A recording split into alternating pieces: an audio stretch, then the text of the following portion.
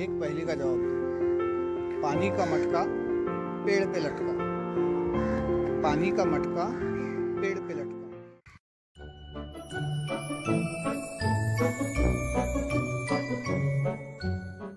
आइए आज मैं आपको सोने का दरख्त बताता हूँ।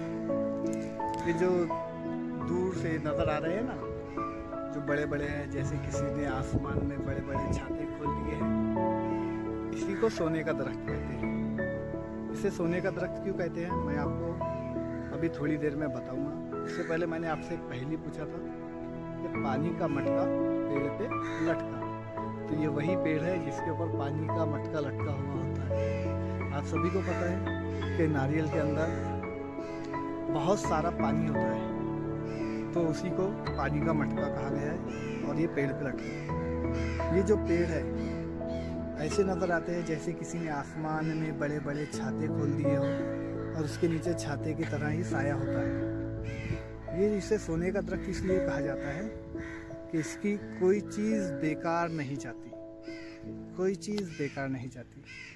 और सबसे पहले बताता हूँ कि इसके जो बड़े बड़े तने हैं, इससे जो माहीगीर कश्तियाँ होती है ना, उसके तख्ते बनाए जाते हैं।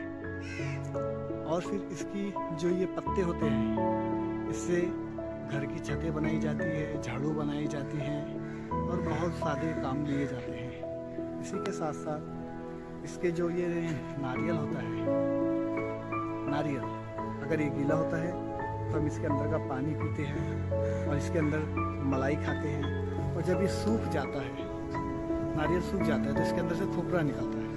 उस खोपरे से बर्फ़ी बनाई जाती है, मिठाइयाँ बनाई जाती है और उसका तेल निकाला जाता है, जिसे हम खाने के लिए और सर में डालने के लिए भी इस्तेमाल करते हैं। इस तरह ये नारियल के दरख्त को इसीलिए सोने का दरख्त कहा जाता है कि इसका कोई हिस्सा बेकार नहीं जाता, हर हिस्सा इसका काम में आता है।